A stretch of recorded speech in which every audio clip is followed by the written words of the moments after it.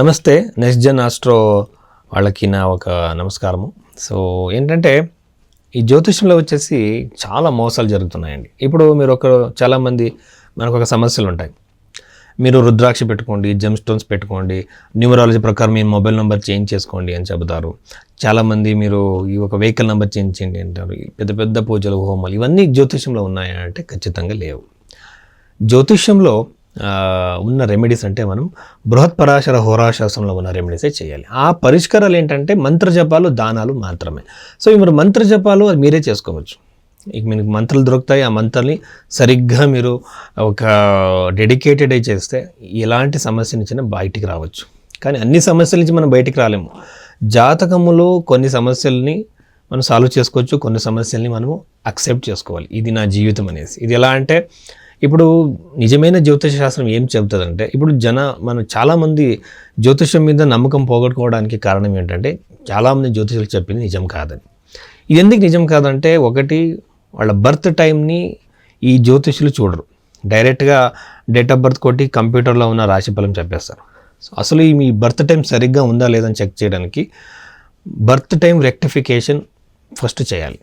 ఈ టైం మీరు పుట్టిన టైమేనా అని మరి ఫస్ట్ తెలుసుకోవాలి. తర్వాత ఎందుకంటే ఒక తల్లి కడుపులో ఇద్దరు ట్విన్స్ పిల్లలు పుడితే 1 minute 2 minutes డిఫరెన్స్ ఉంటుంది. దీన్ని సాల్వ్ చేయడానికి పరాశర మహర్షి షష్టాంశం ఉపయోగించండి అని అప్పుడే చెప్పారు. దీంట్లో షష్టాంశంలో యూజువల్గా 1 minute కల్లా జాతకమే మారిపోతుంది. సో ఇలా టెక్నికల్గా చూడాలి. అలాగే జ్యోతిషం అంటే మన కర్మ వల్ల ప్రారబ్ధ క్రియామాన కర్మ సంచిత కర్మం నుంచి వాళ్ళు ఒక టెండెన్సీలు ఒక సంస్కారాల వల్ల మనం పుడతాము. ఆ సంస్కారం వల్లనే మనకి ఎన్నో సంఘటనలు, ఎన్నో ఈవెంట్స్ ఆల్రెడీ ప్రీడిటర్మిన్ అయి ఉంటాయి. దీంట్లో కొన్ని చేంజెస్ చేసుకోవాలంటే మనం మంత్ర జపాలు ఇలాంటివి చేయాలి. కొంచెం తగ్గే అవకాశాలు, కంప్లీట్గా ప్రాబ్లమే సాల్వ్ అయ్యే అవకాశాలు దాంట్లో ఉన్నాయి. ఎందుకంటే రీసెర్చ్లో ఎంతోమంది కష్టంలో ఉన్న వాళ్ళకి, చాలా బ్యాడ్ టైం నడుస్తున్న వాళ్ళకి రెమెడీస్ ఇచ్చాను. వాళ్ళు సరిగ్గా చేస్తే ఆ ప్రాబ్లమే 100% సాల్వ్ అయింది. సో ఇలాంటి ఛాన్సెస్ ఉంటాయి. మనం ఏం చేస్తామంటే చాలా మంచి దారిలో వెళుతూ ఉండాలి. ఒక మంచి వేలో ఉంటే ఆధ్యాత్మికంగా, నైతికంగా, మోరల్గా కరెక్ట్గా ఉంటే ఆ మనిషికి మంచి జరుగుతుంది. చేయలేని పనులని చేసి, పాపాలు చేసి నేను ఒక మంత్రజపం చేసి నా ప్రాబ్లం అన్నీ సాల్వ్ అయిపోతాయంటే అలా జరగదు. ఈ గైడెన్స్ని ఒక జ్యోతిషుడు ఇవ్వాలి. ఏది యాక్సెప్ట్ చేసుకోవాలి, ఏది చేంజెస్ చేసుకోవాలి, పర్సనాలిటీలో, సైకాలజీలో ఏమేమి చేంజెస్, మార్పులు తీసుకురావాలి ఫస్ట్ చెప్పాలి. అన్నిటికీ గుడికి వెళ్ళండి, అన్నిటికీ మీరు ఇది దానం చేయండి, ఇవి దానాలు చేయండి అని చెప్పకూడదు. ఇది సైంటిఫిక్ వే అనమాట.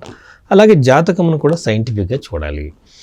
సో ఇలా చేస్తేనే ఒక మనిషికి మనము ఒక సరైన గైడెన్స్ ఇవ్వగలము. అలాగే జ్యోతిషం అంటే ఆధ్యాత్మికంగా మనం ఒక దారిలో వెళుతున్నాము, ఆ మనిషి ఎక్కడ ఉన్నాడో వాడు ఏం చేయాలి దానికి ఆధ్యాత్మిక ఉన్నతి కోసం అనేది చెప్పాలి ఫస్ట్.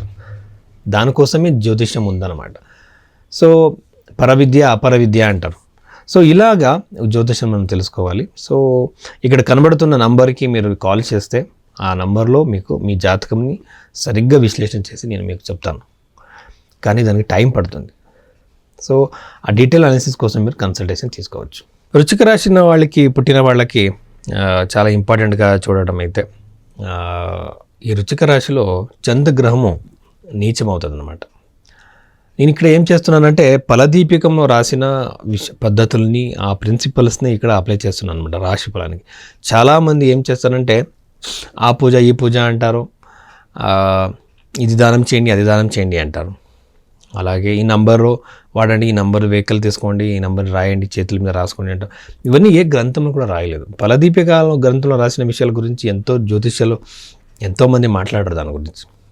ఇప్పుడు ఈ ఒక అశ్విన మాసం అంటే మనం అక్టోబర్ ఇంగ్లీష్ క్యాలెండర్ తీసుకోకూడదు. అశ్విన మాసం అంటే మన మాస పద్ధతిలోనే మనం తీసుకోవాలి. మన పండుగలు, మన ఆచరణలు, మనం అన్నీ కూడా మన పంచాంగం ఆధారంగానే ఉంటాయి.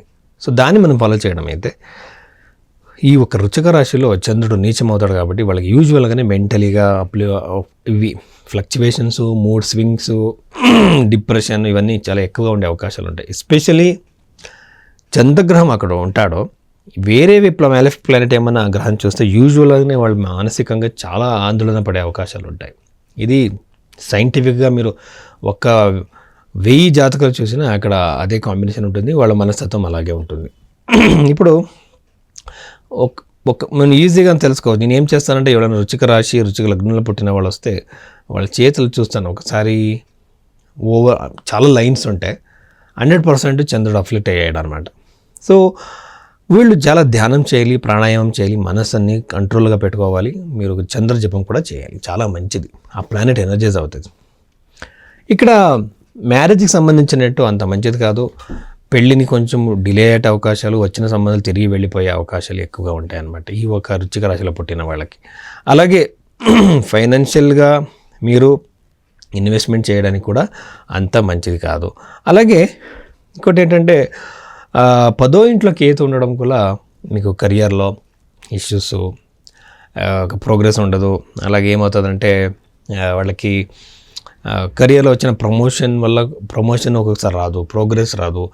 విదేశాన్ని జాబ్కి ఇంటర్వ్యూ ఇస్తుంటారు, వాళ్ళకు కూడా సక్సెస్ రాదు. ఇలాంటి అన్హ్యాపీనెస్, ఇన్స్టెబిలిటీ కలిగే అవకాశాలు ఎక్కువగా ఉంటాయన్నమాట. కెరియర్ రిలేటెడ్గా చాలా ఇబ్బందులు, టెన్షన్స్ ఉన్నాయి కాబట్టి చాలా మానసికంగా స్టెబిలిటీని, మనస్తత్వాన్ని, ప్రశాంతతని మీరు కాపాడుకోవాలి.